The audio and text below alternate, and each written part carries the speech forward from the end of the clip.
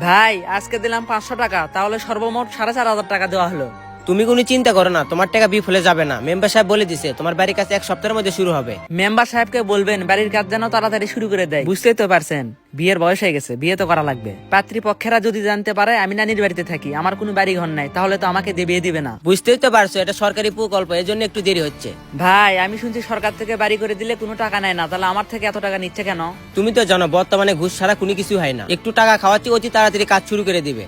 আমি হচ্ছে ইতিম ছেলে, আপনারা যদি আমার পাশে থাকেন আমি সারা জীবন আপনাদের জন্য দোয়া করব। আচ্ছা তুমি ছোট থেকে নানির বাড়িতে কি কারণে থাকো? আমার যখন 2 বছর বয়স তখন আমার আব্বা আমা অ্যাক্সিডেন্ট হয়ে মারা যায়। আমি তো ছোট, আমার দাদা দাদি আমাকে নেয় না, পরে আমার নানা আমাকে নিয়ে আসে। পরে 2 বছর পর তো নানাও মারা গেল। বর্তমানে মামার কাজ করি আর থাকি। যেখানে বাড়ি করতে চাচ্ছ এই জায়গা কার নামে আছে? ভাই আমার নামে আছে, আমার নানা ভবিষ্যতের জন্য আমাকে 3 শতক জায়গা লিখে দিছে। আচ্ছা নাও, আমি এখান থেকে গিয়ে মেম্বার সাহেবের সাথে আলোচনা করব, তোমার বাড়ির কাজ যেন তাড়াতাড়ি শুরু করে দেয়। আপনাকে একটা কথা বলবো, কাউকে বলবেন না। হ্যাঁ বলো। ভাই আমি একটা ইতিম মেয়েকে পছন্দ করছি, যদি বাড়ি হয়ে যায় তাহলে বিয়ের প্রস্তাব দিব। তুমিও মেয়ে পছন্দ করে রাখছো? হ্যাঁ ভাই। আচ্ছা না, বাড়ি তাড়াতাড়ি হয়ে যাবে, আমাকে এক জায়গায় যাওয়া লাগবে, থাকো। আচ্ছা ভাই মেম্বার সাহেবকে বলেন। আচ্ছা। আনোয়ার, আমার ইফতারি কয় তারিখে? মেম্বার সাহেব 27 তারিখে। আচ্ছা, ইফতারির একদিন আগে আমাকে বলিস। আর তোকে এখন আমি কিছু কথা বলবো, মনোযোগ দিয়ে শুনবি। হ্যাঁ মেম্বার সাহেব বলেন। তোর তো বিয়ের বয়স হয়ে গেছে, কয়েক বছরের মধ্যে তো বিয়ে করবি। হ্যাঁ মেম্বার সাহেব বিয়ে তো করা লাগবে। আমার একটা বন্ধুর মেয়ে আছে, বিয়ে করবি? মেয়ে কিরকম? মেয়ে আলহামদুলিল্লাহ অনেক সুন্দর, কিন্তু মেয়ের একটু সমস্যা আছে। মেয়ের সমস্যা আছে? মেয়ের মাথার সমস্যা, মাঝে মধ্যে রাত্রিবেলা বাসা থেকে বের হয়ে যায়, কিন্তু এটা ব্যাপার না। মেয়ের বাবার টাকা পয়সার অভাব নাই, তুই যদি বিয়ে করিস তুই যা চাইবি তাই দেবে। মেম্বার সাহেব এরকম মেয়েকে বিয়ে করব? সমস্যা কি? টাকা পয়সা রানি সবই পাচ্ছিস। আচ্ছা আমি ভেবে দেখি। ভাবেক বিয়ে করলে তোরই লাভ। চল জমি দেখে আসি। আচ্ছা তুই পাগল নাকি? আমাকে দেখে কি তোর পাগল মনে হয়? আমার তো মনে হয় তুই পাগলই। পৃথিবীর সবাই তার নিজের ভালো বোঝে, তুই তো তোর নিজের ভালো বুঝিস না। তুই কি বলতেছিস আমি কিছুই বুঝতেছি না। আচ্ছা তোর বয়স কত? এই 20-এর মতো। তোর যে একটা ভবিষ্যৎ আছে, ভবিষ্যৎ নিয়ে তুই ভাবিস, তোর ভবিষ্যৎ নিয়ে কিন্তু তুই ভাবিস না। এখনো তুই তোর মামার কামলা দেশ, যেদিন স্বার্থ ফিরে যাবে সেদিন তোকে ছুঁড়ে ফেলে দিবে। এখন কি করি বল, বাবা মা তো ছোটবেলায় অ্যাক্সিডেন্ট হয়ে মারা গেছে, তারা আমাকে ছোট থেকে বড় করছে, তাদের অবদান তো ভোলার মতো না। শোনেক ভাই, তোকে একটা ভালো বুদ্ধি দেই। তোর নানা মারা যাওয়ার আগে তোর নামে 3 শতক জায়গা লিখে দিছে। তুই 1 বছর ভালোভাবে কাজ কাম করে ওখানে একটা বাড়ি কর। কয়দিনের মধ্যে মনে হয় আমাকে বাড়ি করে দিবে। কে বাড়ি করে দিবে? সরকার থেকে বাড়ি করে দিচ্ছে। সরকার থেকে বাড়ি করে দিচ্ছে? কাউকে টাকা দিছিস নাকি? হ্যাঁ দিছি তো, আতাউল ভাইকে 4500 টাকা দিছি। তুই আতাউরকে কেন টাকা দিছিস? তুই জানিস না ও চিটার? আতাউল ভাই আমাকে বললো সরকারি কর্মকর্তাকে কিছু টাকা খাওয়ালে অতি তাড়াতাড়ি বাড়ি করে দিবে। আচ্ছা এই আতাউরকে বলতো, আতাউর এ ওয়ার্ডের কে? তুই যাবি মেম্বার সাহেবের কাছে। আতাউল ভাই মেম্বার সাহেবের ঘনিষ্ঠ লোক, এ কারণে আতাউল ভাইকেই বলছি। তুই এখনই মেম্বার সাহেবকে সবকিছু খুলে বলবি, যা। ভাবিস না, মেম্বার সাহেবের কাছে যা।